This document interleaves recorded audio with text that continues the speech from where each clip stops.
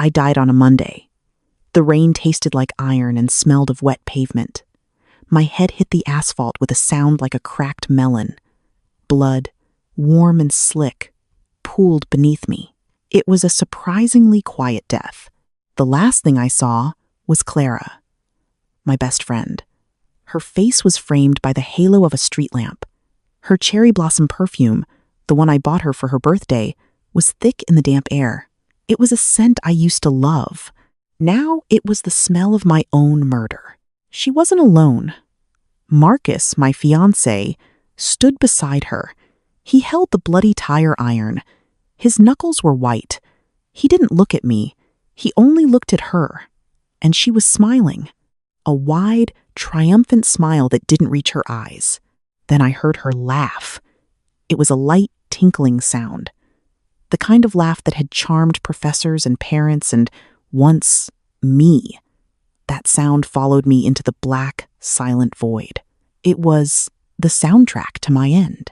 And then, it wasn't. Sunlight stabbed at my eyelids. It was harsh and unwelcome. I smelled stale coffee and the faint, dusty scent of old books. My bed was lumpy. The sheets were a rough, cheap cotton that scratched against my skin. This wasn't my silk-sheeted king-sized bed. This was the bed from my university dorm room, the one I'd left behind a decade ago. I sat up. The room was small, suffocating. A cheap wooden desk was piled high with textbooks on corporate law. A corkboard was covered in notes and schedules. My hand flew to my head. There was no wound. No sticky, drying blood. Just my own hair, tangled and unwashed.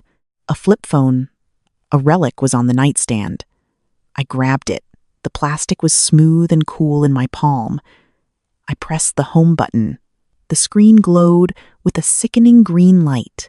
The date stared back at me. The 12th of October 2016. 10 years. I had gone back 10 years. Today was the day I was supposed to meet Clara for the first time. The air left my lungs in a rush. I didn't scream. I didn't cry. A strange, cold calm settled over me. The kind of calm that comes after the storm has destroyed everything you own. There is nothing left to fear. There is only the wreckage. And the chance to rebuild. But I wasn't going to rebuild what I had. Oh no, I was going to build something entirely different. A fortress. And from within that fortress, I would orchestrate a war. Clara's perfume. That was the anchor. The sensory key that unlocked the rage I had buried deep inside me. In my past life, that cherry blossom scent meant friendship, laughter, shared secret. Now, it was an alarm bell, a warning siren that screamed of betrayal. I would never be caught off guard by that scent again. The plan began to form in my mind. Not a plan for revenge. Revenge was too hot, too emotional. This was a plan for demolition. A cold, systematic dismantling of 2 lives. My past life had taught me everything I needed to know. I knew their weaknesses. I knew their secrets. I knew exactly where the fault lines were. And this time, I would be the earthquake.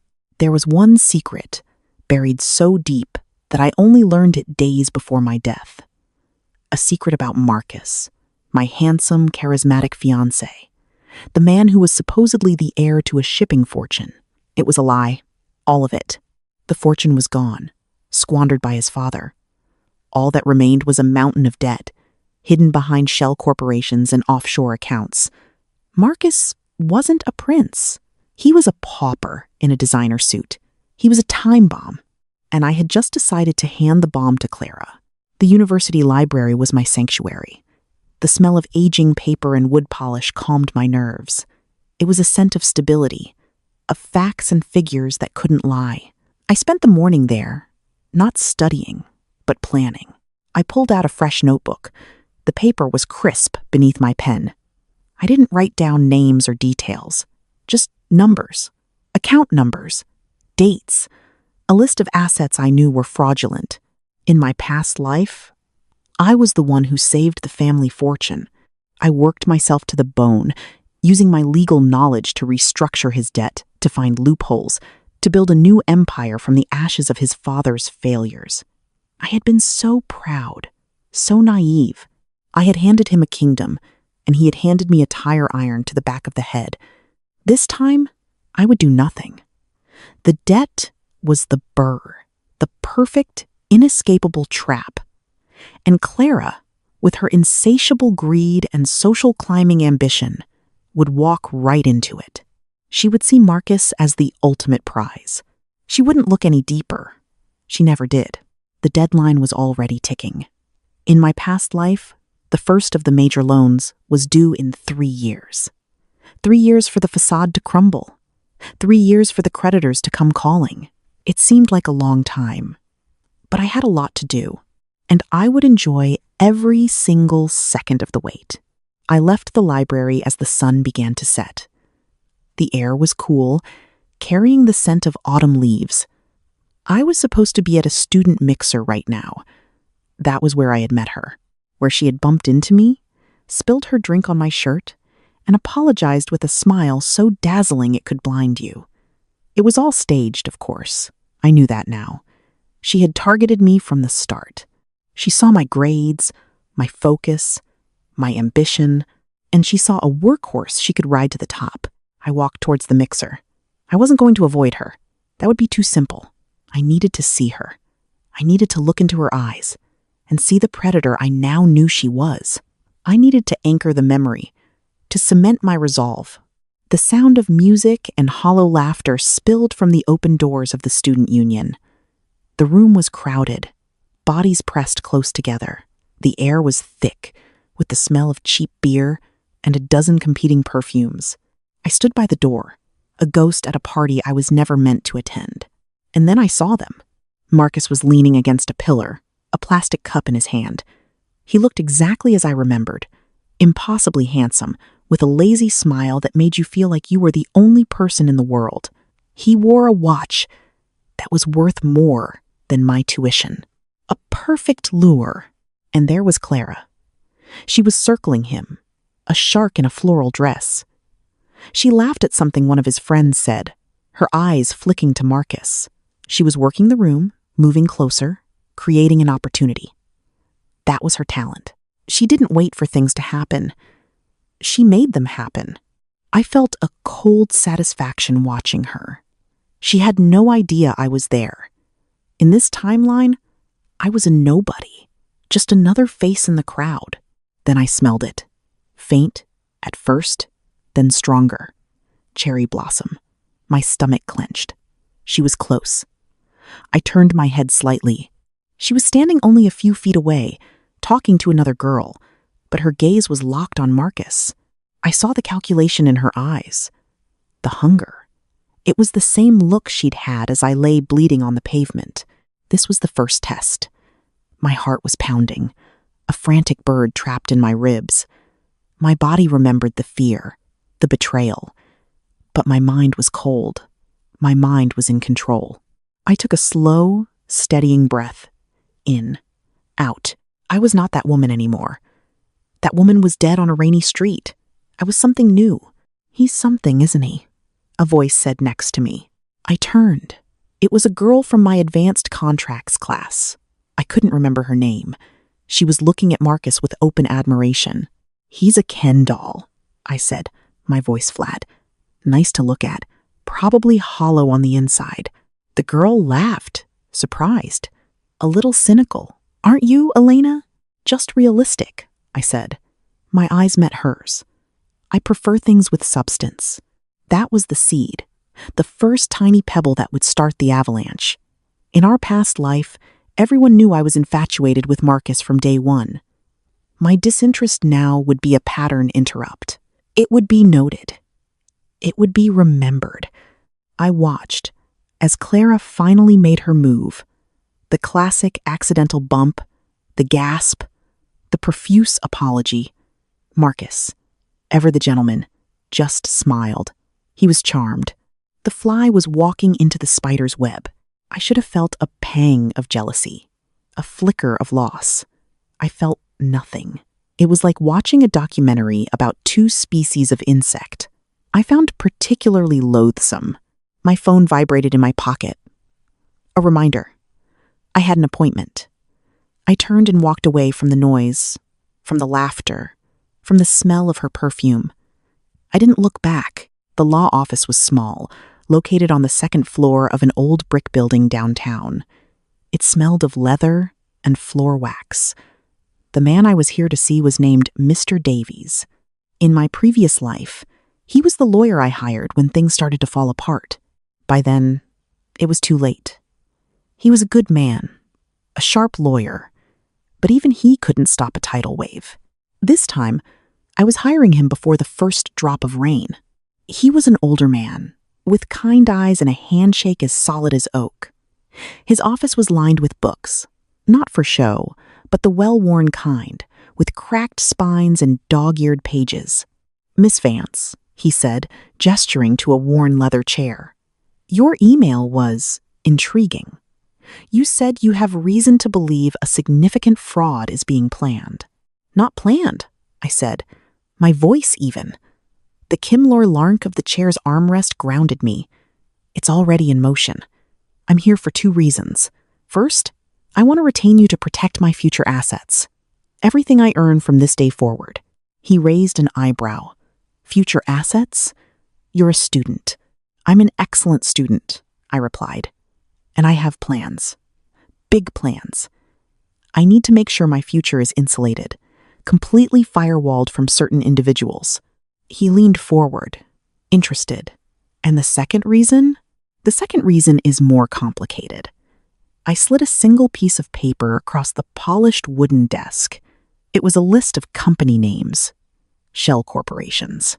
The ones Marcus used to hide his family's debt. I had memorized them during sleepless nights, spent trying to save him. "I want you to start digging," I said. Quietly. "I don't want anyone to know. I just want information. I want to know every creditor, every loan, every hidden liability attached to these names. I want a complete financial autopsy." Mr. Davies stared at the list. His fingers, stained with ink, traced one of the names. He looked back up at me, his gaze sharp, analytical. He didn't ask how I got this information. A good lawyer never asks a question they don't want the answer to. "This will be expensive," he said. "I have my tuition money," I said, "and I'm a very fast learner. I can do paralegal work for you to offset the cost. Research drafting. I can start tomorrow." It was a bold move, a gamble, but I saw a flicker of respect in his eyes. He saw the hunger, not the greedy hunger of Clara, but the hunger of a survivor. "All right, Miss Vance," he said slowly, folding the paper and slipping it into a drawer. The drawer closed with a soft, final thud. It sounded like a coffin lid closing. "You have a deal. We'll start with a retainer, and you can start in the archives on Monday." I walked out of his office and into the cool night air. The city lights seemed brighter, sharper. For the first time since I woke up in that lumpy bed, I felt a flicker of something other than cold rage. It felt like power. The trap for Marcus and Clara was passive. A beautiful, glittering cage they would eagerly lock themselves inside. But this was active. This was my first direct attack. Wave 0. The gathering of ammunition for a war they didn't even know was coming. Over the next few weeks, I established a new routine, a new life. I threw myself into my studies with a singular focus. I took Mr. Davies' offer, spending my evenings in the dusty, silent archives of his firm. The smell of old paper became my new perfume. My fingers became stained with ink and paper dust. I learned about asset protection, about bankruptcy law, about the beautiful, brutal language of contracts. I was building my fortress, brick by legal brick. Meanwhile, the news of Clara and Marcus reached me in whispers and social media posts. They were the campus's new golden couple. Pictures of them were everywhere, laughing at a football game, studying together in the library. His arm draped possessively around her, her head resting on his shoulder. It was a perfect performance. Every photo was a stab of a memory from my past life. That was me. That was my hand he was holding. That was my head on his shoulder. The ghost of that life haunted me. But with every legal precedent I read, With every document I filed for Mr. Davies, the ghost grew fainter. The new me was becoming more solid. One afternoon, I was leaving the library when I saw them walking towards me. There was no escape. My heart hammered against my ribs. Fight or flight. My body screamed flight. My mind commanded me to stand my ground. Clara saw me first. Her smile widened. It was a predatory, patronizing thing. "Elena, hi," she chirped, as if we were old friends. I kept my expression neutral. "Hi." Marcus looked at me, a flicker of recognition in his eyes. He remembered me, the cynical girl from the mixer. "Elena, right? We met at the student union." "Vaguely," I said, my tone cool. I didn't offer a smile. Clara's arm tightened around his, a clear signal. Mine. "Elena's in my corporate law class," she said to Marcus, but her eyes were on me. "She's brilliant. Always has her head in a book." The words were a compliment. The tone was an insult. It implied I had no life, no fun, no Marcus. "Some of us have to work for our grades," I said. The words were quiet, but they landed with the force of a slap. Clara's smile faltered for a fraction of a second. "Well, we were just heading out to celebrate," she said, recovering quickly.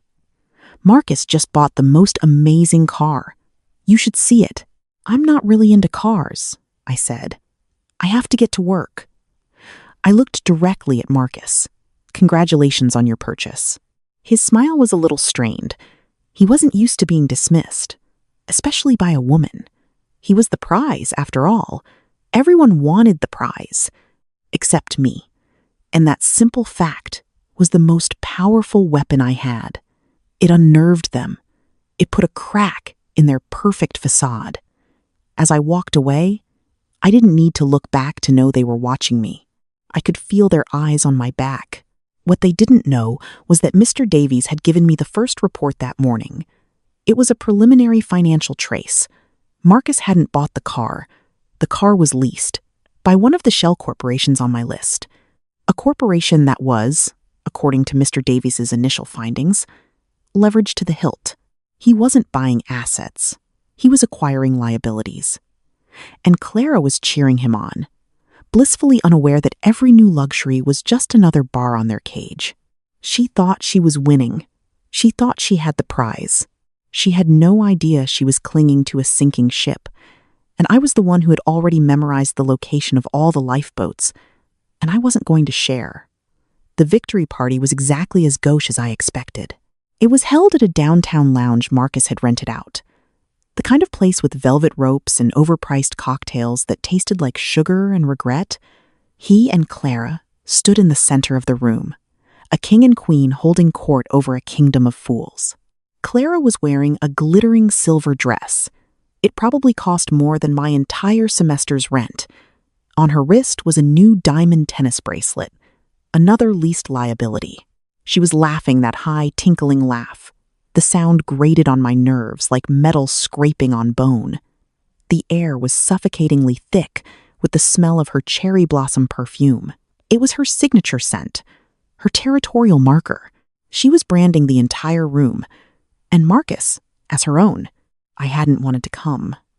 My new friend Sarah had dragged me here. She was a journalism student, perpetually curious and wonderfully straightforward. She had no hidden agendas.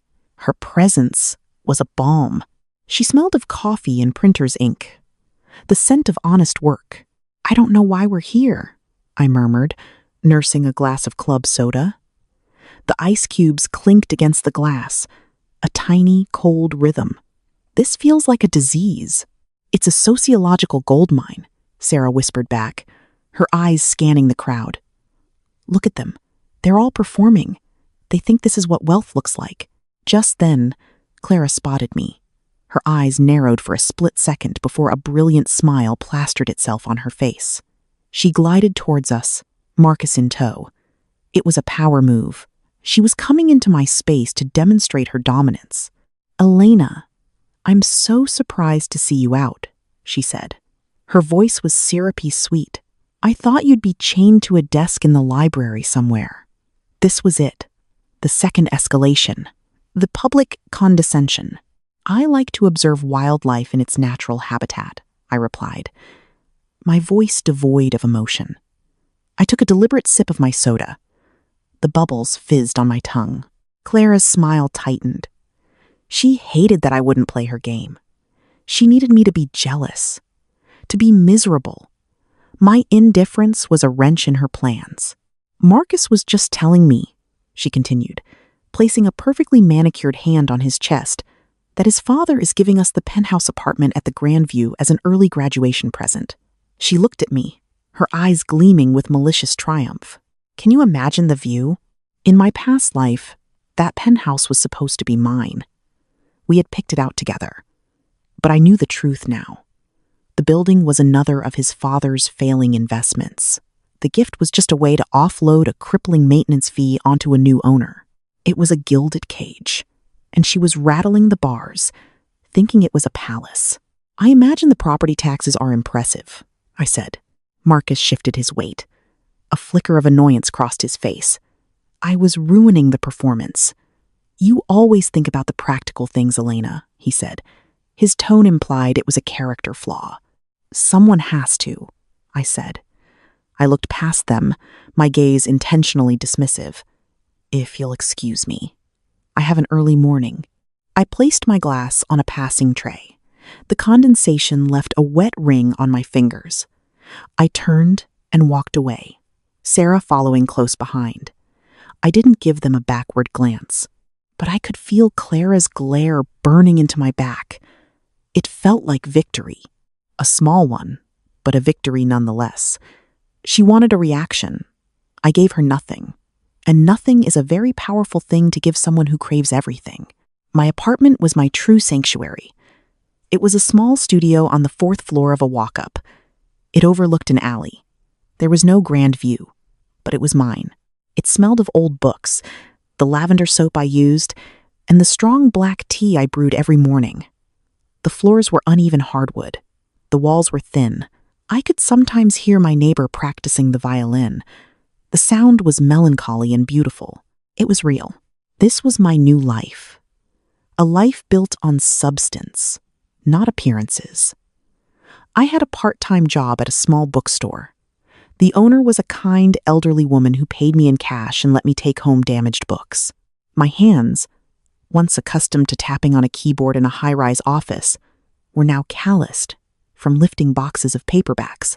The rough texture of my own skin was a constant reminder of this new, tangible reality. That night, after the party, I didn't sleep. I sat at my small wooden desk. The city lights cast a pale glow on the wall. I had a large corkboard. It was my war room. It was covered in a web of index cards, connected by colored string, company names, dates, a list of Marcus's known associates. It looked like the obsessive work of a madwoman. Perhaps it was. My laptop was open to a secure, encrypted folder. Inside were the first fruits of my labor with Mr. Davies. Scans of documents, preliminary credit reports, a list of lenders. Every piece of data was a bullet. I was meticulously loading the magazine. The work was slow, tedious, and I loved every moment of it. The quiet click of the mouse, the hum of the scanner at the law firm, the crisp smell of freshly printed paper. These were the sounds and scents of my true purpose. The next week, I had another meeting with Mr. Davies. His office felt like a second home now. The scent of leather and old paper was comforting. He sat behind his large oak desk, his reading glasses perched on his nose. The grandfather clock in the corner ticked a slow, steady rhythm, a sound of impending judgment.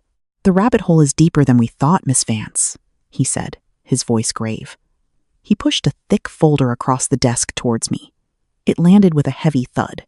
The debt isn't just significant, it's catastrophic. We're talking a house of cards in a hurricane. Most of it is tied to high-interest, short-term loans from very unforgiving lenders. This was the confirmation. The closing of the first open loop. I knew it was bad. I didn't know it was this bad. A cold wave of satisfaction washed over me. The trap was even more perfect than I had designed. "What are their liquid assets?" I asked. "Effectively zero," he said.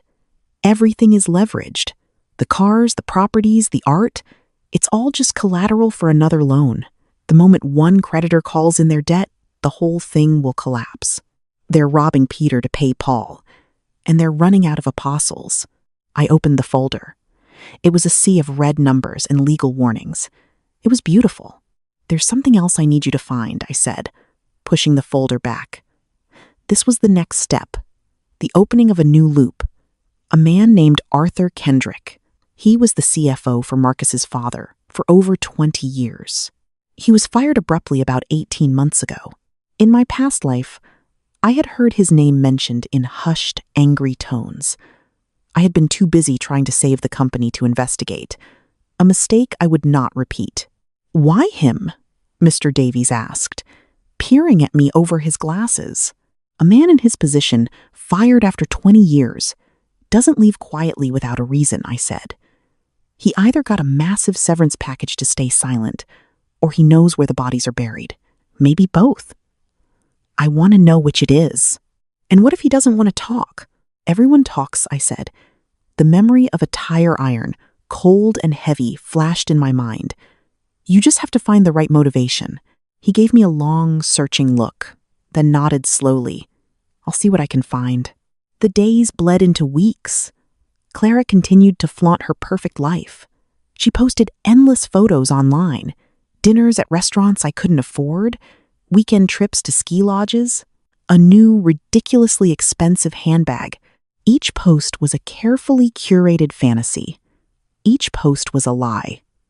I knew, from the reports Mr. Davies was feeding me, that every single purchase was made on credit. Their debt was growing like a cancer. I ignored it all. I worked, I studied, I built my arsenal, I created an anonymous email address using a public library computer. I bought a cheap burner phone with cash. I was a ghost, assembling a weapon in the shadows. The first crack appeared on a Tuesday in April. I was in a small coffee shop near campus, a place that smelled of roasted beans and cinnamon. I was reviewing class notes when they walked in. Clara was laughing about something, but her laughter stopped when she reached the counter. Marcus was fumbling with his wallet. "Try it again," he said to the barista, his voice low but tight. "I'm sorry, sir. It's declined," the barista said, her voice apologetic. "That's ridiculous," Marcus snapped. "It's a black card." "I can try another card," she offered. Clara's face was a mask of embarrassment and annoyance.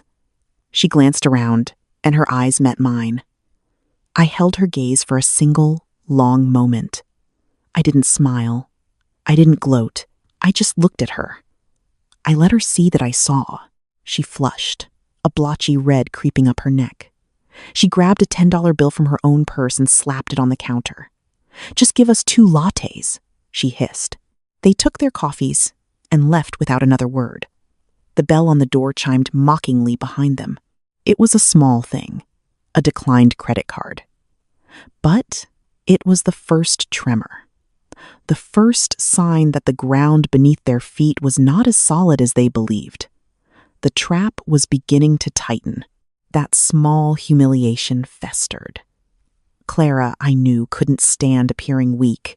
She couldn't stand the thought that I had witnessed a moment of her imperfection. She needed to reestablish her dominance. She needed to put me back in my place. Her chance came a week later. The university announced the winner of the prestigious Chandler Scholarship for Excellence in Corporate Law.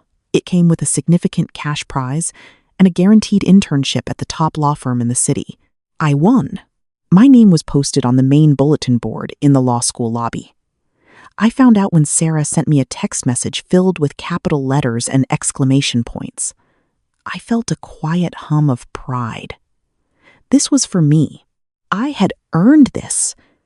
It was a brick in my new fortress. I was standing there, reading the official announcement, when I smelled it. Cherry blossom. My back went rigid.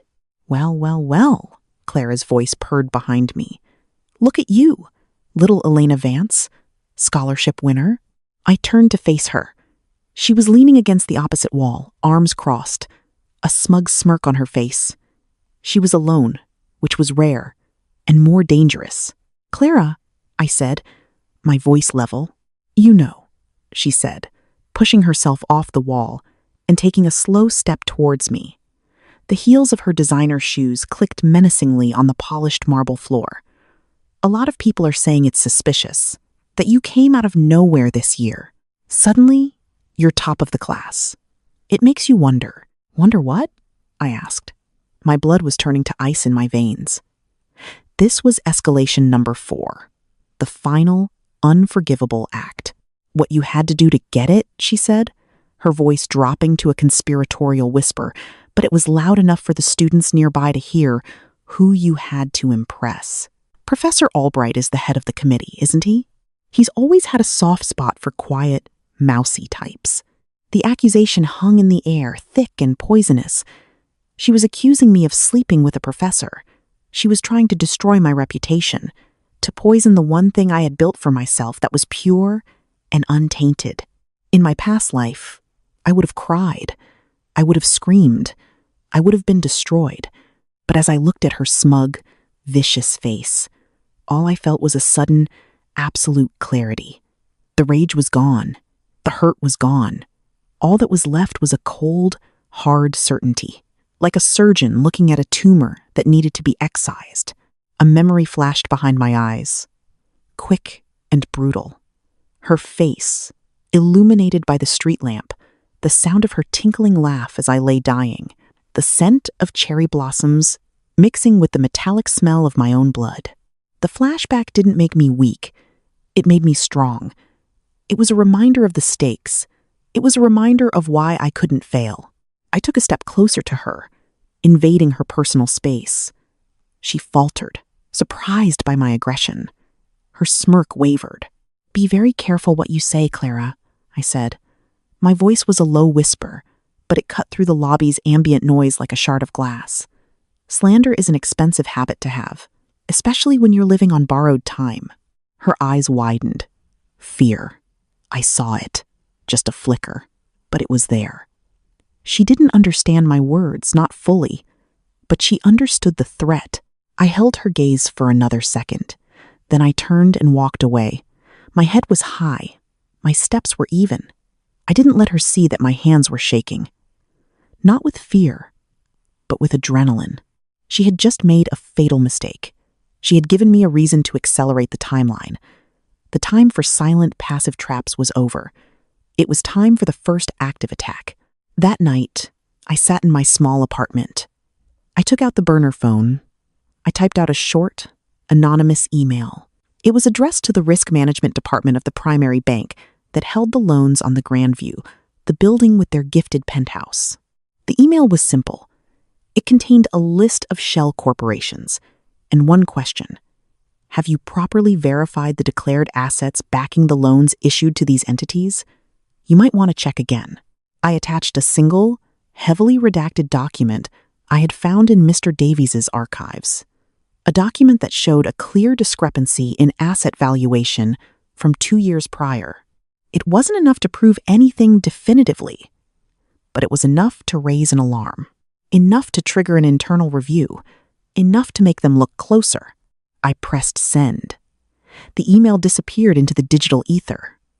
It was a torpedo, silent and unseen, gliding through the dark water towards the hull of their glittering life. A week passed.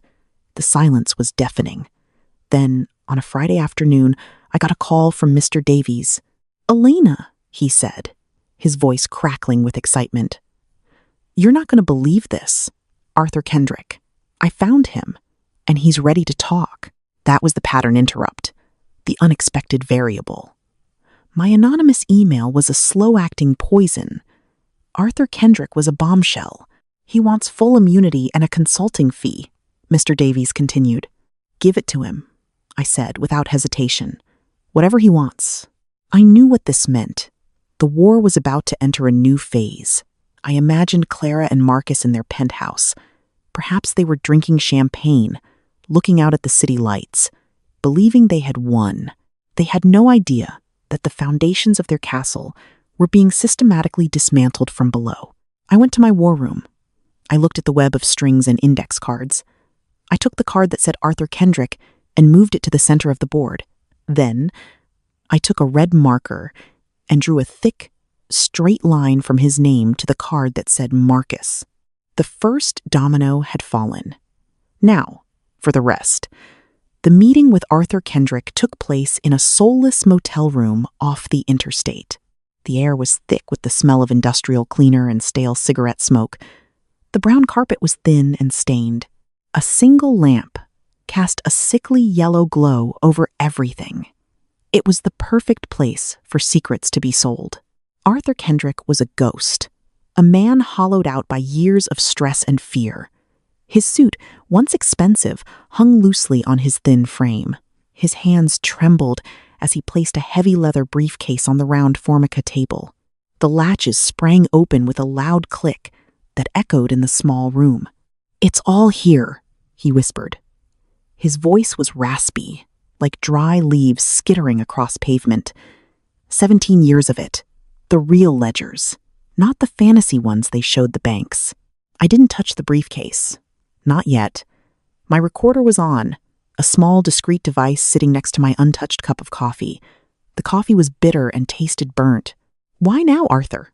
I asked, my voice calm. "You could have done this years ago." His tired eyes met mine. There was no fight left in them, only a deep, abiding shame. "He destroyed me," he said. "Marcus's father. When I warned him this would happen, he fired me.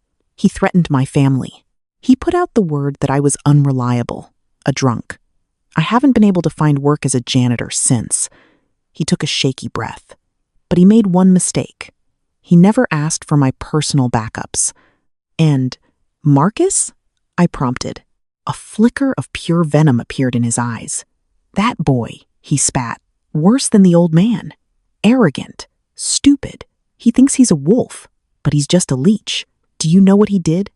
In the last 6 months before I was fired, he was embezzling from his own father's failing companies, siphoning money into a personal account in the Caymans, money that was supposed to pay off lenders. He was stealing from a sinking ship." My blood ran cold. This was it, the final piece, the detail even I didn't know from my past life. It wasn't just debt. It was active, provable, criminal fraud committed by Marcus himself. The trap wasn't just a financial collapse. It was a prison cell. "I need copies of everything," I said, "and I need your sworn testimony." He nodded, his hands still trembling. "Just get them, Miss Vance. For what they did to my family, just burn them to the ground." I left him in that sad yellow room with an envelope full of cash and the number for Mr. Davies. I took the hard drive containing 17 years of financial poison. The plastic casing felt heavy in my hand. It was the weight of an entire dynasty's sins. The next 48 hours were a blur of quiet, methodical action. The ticking clock wasn't just a concept anymore. It was the frantic beat of my own heart. I didn't sleep. I lived on black coffee and adrenaline. I used a high-speed scanner at a 2-4-hour copy shop. The hum of the machine, a steady companion in the lonely hours before dawn. The smell of hot toner and paper filled the small space. I compiled 4 separate packages. 4 digital torpedoes.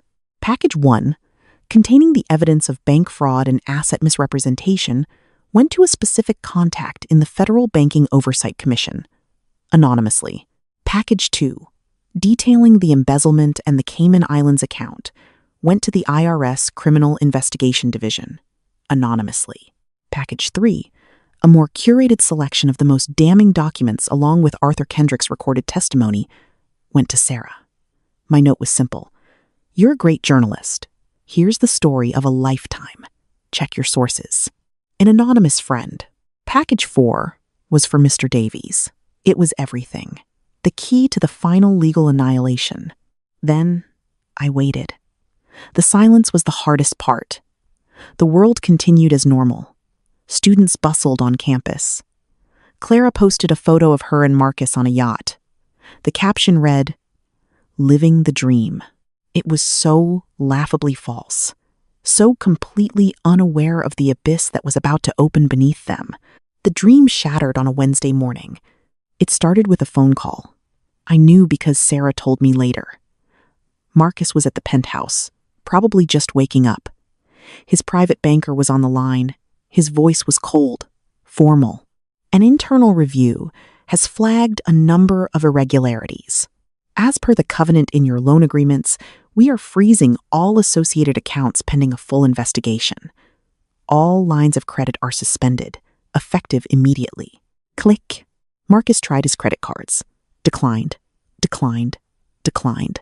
Then the second wave hit. An email from the board of the Grandview. The penthouse they had discovered was an asset in a portfolio under federal investigation. Their gift was now a potential crime scene. An eviction notice would be forthcoming. They had 72 hours to vacate. The pace quickened. The sentences got shorter. A reporter from the city paper called Marcus's father. He was asking about a man named Arthur Kendrick. Clara's phone began to light up. Her friends were sending her a link. The headline on the city's biggest news blog, written by a hungry young journalist named Sarah, was explosive. Vanderbilt shipping heir accused of fraud, embezzlement as family empire faces collapse. The story was everywhere. It was a digital wildfire. My evidence, meticulously laid out, was undeniable. The comments poured in. Vicious, unforgiving. Clara's perfect, curated world was being torn apart by an anonymous mob. That afternoon, a tow truck arrived at the Grandview. Its brakes hissed. Its yellow lights flashed. The sound was ugly and loud. It hooked Marcus's gleaming sports car. It lifted it into the air, a pathetic, shiny carcass. Neighbors watched from their windows. Their faces were a mixture of pity and schadenfreude. The trap had sprung, and my direct assault had hit them from the other side. It was a pincer movement, a double kill. There was no escape. I saw her 2 days later. She had called me, her voice a ragged mess. She begged to meet. We met at the same coffee shop where I had seen his card declined, a place that now felt like a memorial to their downfall. The transformation was shocking. The glittering, confident Clara was gone. In her place was this wreck. Her hair was unwashed, scraped back in a messy bun. There were dark, bruised-looking circles under her eyes. Her expensive clothes were wrinkled, as if she had slept in them. She wore no makeup. Her face looked pale and pinched. And the scent, her signature cherry blossom perfume, was gone. She smelled sour, the acidic scent of fear and stale sweat. The sensory anchor of her power was gone. Because her power was gone. She just stared at me, her coffee untouched. Her hands were shaking so badly she couldn't lift the cup. "You have to help me, Elena," she whispered. Her voice was broken. "You're smart. You can fix this. It's all a mistake." I took a slow sip of my tea. The warmth of the ceramic cup felt good in my hands. "There is no mistake, Clara," I said.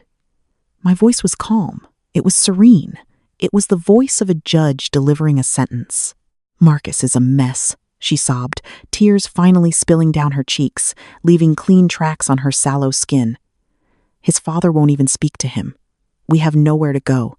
They took everything." "He never had anything to take," I corrected her gently. "It was all a lie. You fell in love with a ghost." Her head snapped up. Anger flashed in her red-rimmed eyes. "Why are you being like this? Why are you enjoying this?" "Enjoying it?" I set my cup down. The clink of ceramic on saucer was the only sound between us. "No, I'm not enjoying this. This is just closure." She stared at me, her brow furrowed in confusion. "Closure for what? What did I ever do to you that was so terrible?" And that was the moment. The beautiful, perfect moment of revelation. The closing of the final loop. I let the silence hang in the air for a few seconds. I let her search her memory. I watched her come up with nothing. She truly didn't think she had done anything wrong. "You slandered me in the law school lobby," I said. my voice as cold and clear as ice. You tried to ruin my reputation. You tried to take away the one thing I had built for myself. Her jaw dropped. That's it? She gasped, incredulous. This is all because of that? Because of some stupid, petty comment? It wasn't petty, I said. It was the last straw. I leaned forward, my voice dropping lower. It made me realize that people like you don't deserve a second chance. The debt was always there. The fraud was his. All I did was collect the documents and forward them to the right people. You built this bonfire all by yourselves. I just lit the match. A horrifying understanding began to dawn on her face. Her mind was finally connecting the dots. My disinterest at the party, my comment about the property taxes, my quiet confidence. You knew, she breathed. The color drained from her face, leaving it a pasty gray. You knew all along, from the very beginning. You let me walk into this. Let you? I gave a small, dry laugh. It was a sound with no humor in it. Clara, you didn't walk. You ran. You pushed aside anyone who got in your way to grab your glittering prize. I just stepped out of your way. That's all. She looked utterly broken, defeated. The truth had finally landed. The realization that she wasn't the master manipulator. She was the pawn, and she had been played perfectly. Who are you? She whispered, her voice trembling. I stood up, pulling a few dollars from my pocket and placing them on the table. Enough for my tea and her coffee. I'm the woman you created, Clara, I said. I looked down at her one last time, a pathetic, weeping creature drowning in the mess she had so eagerly sought. And now, I said, turning away, I'm done with you. I walked out of the coffee shop and into the bright, clean afternoon sun. I didn't look back. The rage was gone. The hate was gone. All that was left was a vast, quiet emptiness. The war was over. All that remained was to deal with the last prisoner. Marcus called me on a Thursday. He used a number I didn't recognize. His voice was a raw, desperate thing. The arrogant, smooth baritone was gone. It had been replaced by the sound of a man who had screamed himself hoarse. He asked to meet. Just once. He said he needed to understand. I chose the location. A bench in the public botanical gardens. A place of quiet, orderly beauty. A place where things grew. It was the complete opposite of the world he had built. A world of concrete, glass, and decay. The sun was warm on my skin. It felt clean, free. I sat on the wooden bench, feeling the rough grain of the wood beneath my fingertips. The air smelled of damp earth and blooming roses. It was a peaceful scent, a scent of life. He was late. When he finally appeared, he was a shadow of the man he had been. The designer suit was gone. He wore wrinkled jeans and a stained t-shirt. His face was pale and gaunt, covered in a patchy, unshaven stubble. His eyes were bloodshot. He moved like an old man, his shoulders slumped in defeat. He smelled of stale whiskey and fear. A cloying, desperate scent. He sat on the other end of the bench. We were two strangers, separated by a universe of lies. Elena, he began. His voice cracked. I don't know what happened. Don't you? I asked. I didn't turn to look at him. I kept my eyes on a butterfly hovering over a rose bush. Its wings were a delicate, perfect blue. It was Clara, he said, the words spilling out in a rush. She pushed me. She was so ambitious. She wanted everything. The parties, the trips, the penthouse. I was just trying to give her what she wanted. The blame. The first predictable move of a weak man. I almost felt pity for him. Almost, you're a grown man, Marcus, I said, my voice soft. You made your own choices. I loved you, he whispered. The words were a disgusting perversion of the truth. I always loved you, Clara. She was a mistake, a distraction. You were the one. You were always the one. We could have had everything. I finally turned to look at him. His eyes were pleading. desperate. He was trying to cast a spell that no longer worked. He was trying to conjure a ghost. "No, Marcus," I said, my voice flat and cold. The butterfly flew away. "Let's be very clear about this. I could have had everything. I could have saved your family. I could have built an empire from your father's ruins. I did it once, remember?" He flinched as if I had struck him. "You," I continued, "were never the prize. You were the baggage. You were the mountain of debt I was expected to clear. You were a full-time job with no benefits. Clara didn't steal you from me. I gift-wrapped you and left you on her doorstep." He stared at me, his mouth slightly open.